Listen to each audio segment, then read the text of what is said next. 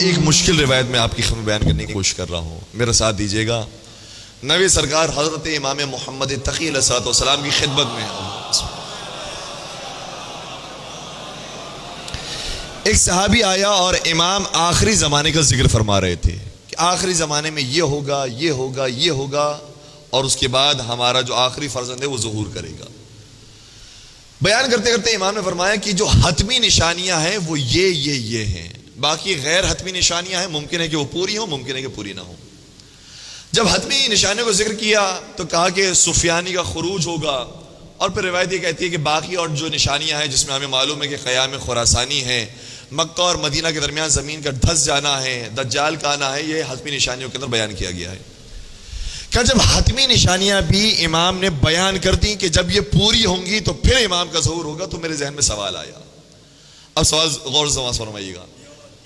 سوال یہ ہے کہ ہمارا ایک عقیدہ ہے کہ پروردگار کبھی کبھار بدا سے کام لیتا ہے۔ بدا کا مطلب یہ ہوتا ہے کہ ایک چیز جو بظاہر ایک خاص طریقے سے چل رہی ہے، اچانک اس کے اندر پروردگار تبدیلی لے کر آتا ہے۔ مثال کے طور پر ایک طریقہ جو چل رہا تھا امامت کے سلسلے میں وہ یہ ہوتا تھا کہ ہر امام کے بعد جو دوسرا امام بنتا تھا وہ ان کا سب سے بڑا فرزند ہوتا تھا۔ مولا کائنات کے فرزند جو سب سے بڑے تھے امام حسن امام بنے، مولا امام حسین کی جو سب سے بڑے فرزند تھے مولا سید سجاد وہ امام بنے، مولا سید سجاد کی جو سب سے بڑے فرزند تھے امام باقر وہ امام بنے، جو ان کے سب سے بڑے فرزند تھے امام صادق وہ امام بنے۔ یہاں تک یہ سلسلہ چلتا رہا، لوگوں کے ذہن میں ایک سلیقہ آ گیا، ایک طریقہ آ گیا کہ جو سب سے بڑا فرزند ہوتا ہے وہ امام ہوتا ہے۔ لیکن جب یہ معاملہ امام صادق تک آیا تو پھر امام کاظم وہ تھے جو سب سے بڑے فرزند نہیں تھے۔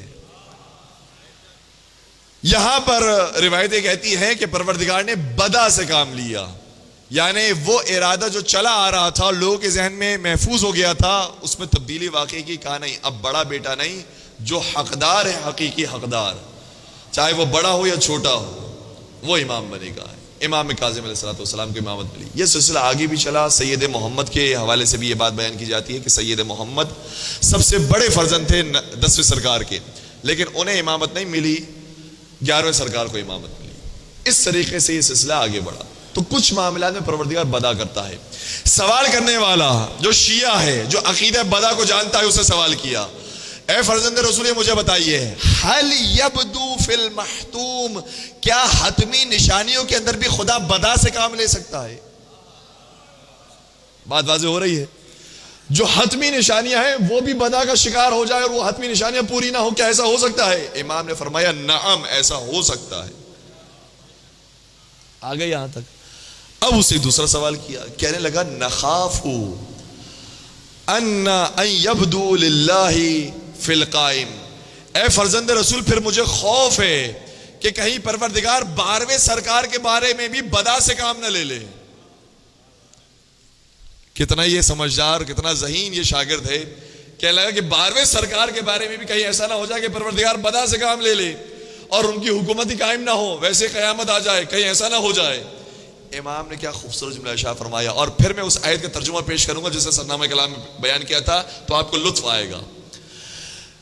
مولا نے ارشاد فرمایا کہ جب اسے سوال کیا کہ کیا 12 سرکار کے بارے میں، ان کی حکومت کے بارے میں بدا ہو سکتا ہے، امام نے فرمایا کہ اس میں بدا نہیں ہو سکتا۔ کیوں؟ ان القائم فی المیعاد، کیونکہ 12ویں سرکار کی حکومت وعدہ پروردگار میں سے ہے، وعدہ الہی میں سے ہے۔ جس چیز کا خدا وعدہ کر لیتا ہے پھر اس کی وعدہ خلافی نہیں کرتا۔ قرآن کریم نے کہا ہے کہ ان اللہ لا یخلف المیعاد، پروردگار اپنے وعدے کی خلاف ورزی نہیں کرتا، یہ وعدہ ہے جو پورا ہو کر رہے گا۔ اب اس آیت کو سنیے گا جسے میں نے سلام کلام میں بیان کیا، وعد اللہ الذین آمنوا منکم وعملوا الصالحات لیستخلفنہم فی الارض کما استخلف الذین من قبلہم، یہ پروردگار کا وعدہ ہے سارے مومنین سے۔ میرا ساتھ دیجئے گا، خدا کہہ رہا ہے میرا وعدہ ہے سارے مومنین سے، جنہوں نے مجھ پر ایمان لے کر آئے اور عمل صالح کیے ہیں، ان سے کیا وعدہ ہے؟ لَيَسْتَخْلِفَنَّهُمْ فِي الْأَرْضِ، اس زمین میں ضرور انہیں خلیفہ بنائے گا، كَمَا اسْتَخْلَفَ الَّذِينَ مِن قَبْلِهِمْ، جس طریقے سے ان سے پہلے والوں کو خلیفہ بنایا تھا۔ تو یہ وعدہ الہی ہے، اور وعدہ الہی میں کبھی بدا نہیں ہوتا۔ درود پڑھ دیجئے محمد و آل محمد۔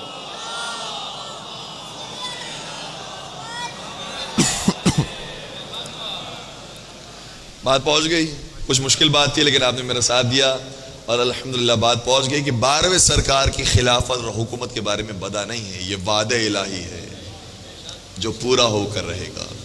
کسی نے کیا خوب کہا تھا کہ صحیح کو صحیح، غلط کو غلط لکھو، جب بھی لکھو ہمیشہ سچ لکھو۔ صحیح کو صحیح، غلط کو غلط لکھو، جب بھی لکھو ہمیشہ سچ لکھو۔ ہمارے عریضوں سے کیوں ہوتے ہو خفا، تمہارا بھی کوئی زندہ ہے تو اس کو خط لکھو۔